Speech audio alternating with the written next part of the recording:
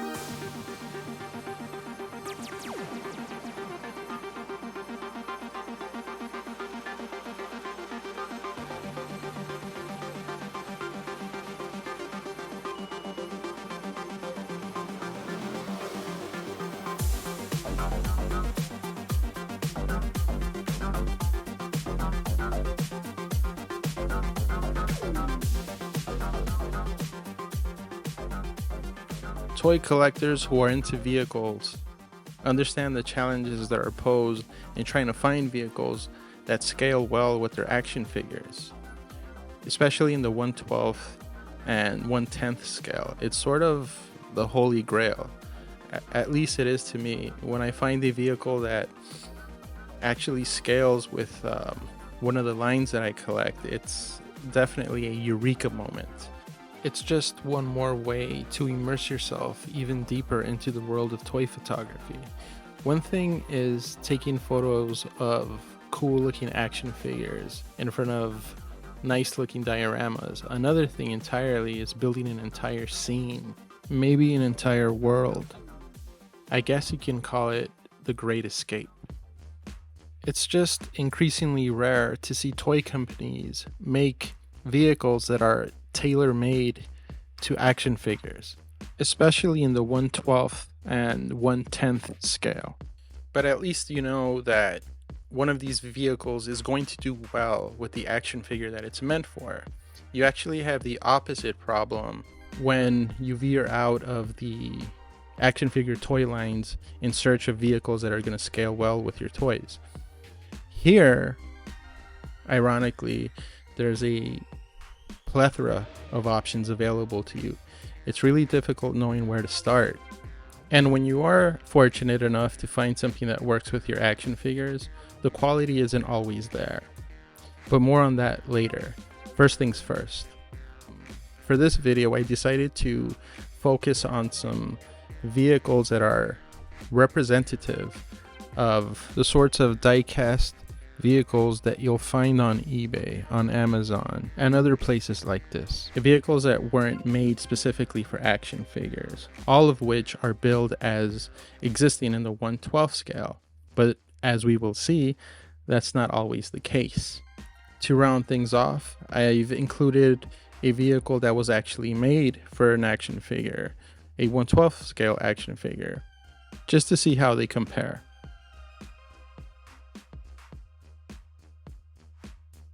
And so the first vehicle under review here is the Gilumza pullback motorcycle toy.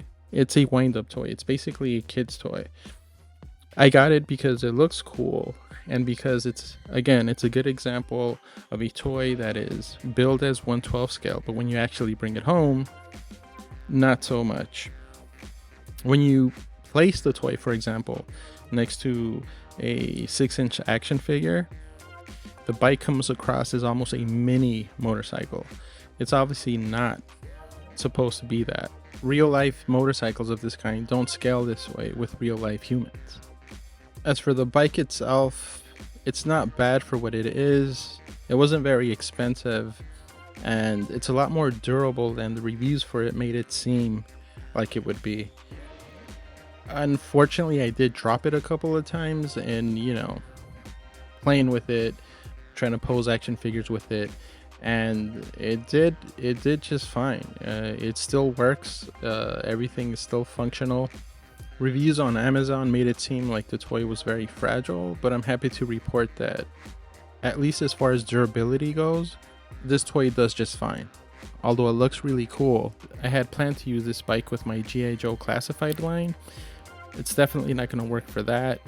The bike is obviously too small, and the wheels at the bottom, although they do provide some stability, and you cannot underestimate the value of stability when it comes to toy photography, it'll obviously require a lot of work in post to get rid of that. Snake Eyes is just not going to look too intimidating to Cobra rolling on training wheels. This next bike had me really excited because I found it on an actual online toy shop. I assume that this thing was designed specifically for the action figure crowd, not necessarily the diecast vehicle crowd. They're two different crowds. So this is the 1/12 scale diecast motorcycle Honda CB 1000R, made by Aoshima. Not sure if I'm pronouncing that right. And this is the diecast bike. I know this company makes a lot of models, so make sure if you're going to purchase this that you're getting the diecast bike, not a model kit. As far as detail goes, the bike has some decent amount of it. In comparison to the previous one, for example, you can see that this bike tries a little bit harder to look realistic, more intricate, smaller little touches like the cap on the gas tank, for example. The mirrors are reflective. You see information on the speedometer and other little fine details which will work well for toy photography. There is a price to pay for that. Without really doing much to it, I wasn't being rough.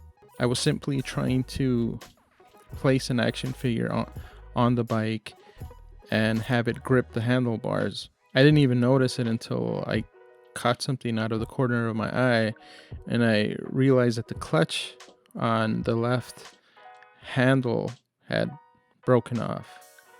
Unfortunately, soon after that, the entire right handlebar snapped off when the bike tipped over. This was a bummer because right off the bat, my optimism was rewarded in the sense that the bike definitely scales almost perfectly with 1/12 scale action figures in several ways.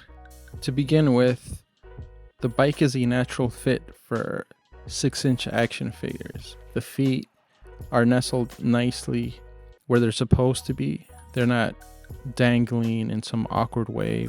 Most notably, though, is that this style of bike doesn't require the use of action figures that feature a ball joint at the neck, where the figure can crane its head upward, so that your figure is looking forward with its eyes on the road, right?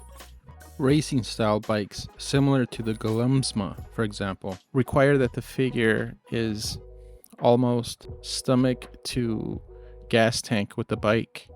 So even though the figure scales, it's looking downward, almost as if bowing, if it doesn't feature the right engineering elements, like Spidey here.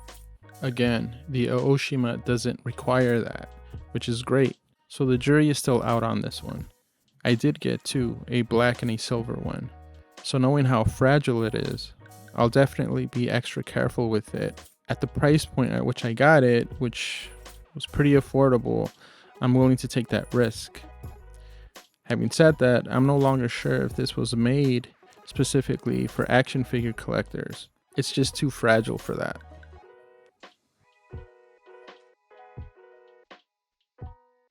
This next bike is anything but fragile. It's actually as tough or tougher than the characters that it was made for. And I do mean characters as in plural, because although this specific bike was part of a deluxe pack that included a Punisher action figure, I've seen this mold at least 2 other times. I handled it about as much as I did the previous 2 bikes, and I have to tell you, not even a rambunctious 5-year-old would be able to break this thing. It's that sturdy. Of course, there are certain things that you will have to sacrifice in exchange for this durability. The detail, for example, is not as fine as it is on the previous bike, the Honda.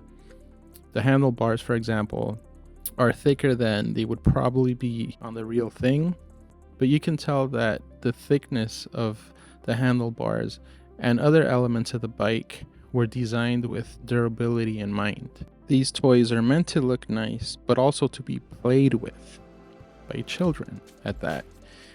This is an all black bike, so it's fine, and overall it has enough detail. The sculpt is nice enough to be convincing.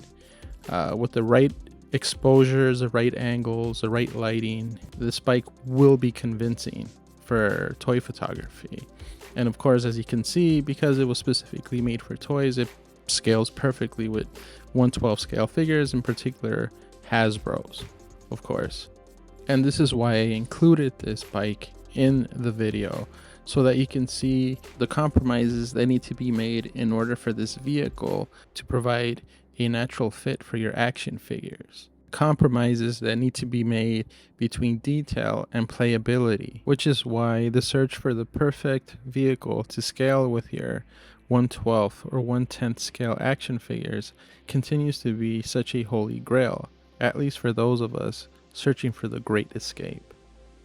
I hope you enjoyed this video, and if you found the subject matter interesting, I will have at least 2 more videos exploring other options that you have as a toy collector, looking for vehicles that will work well with your 1/12 scale action figures.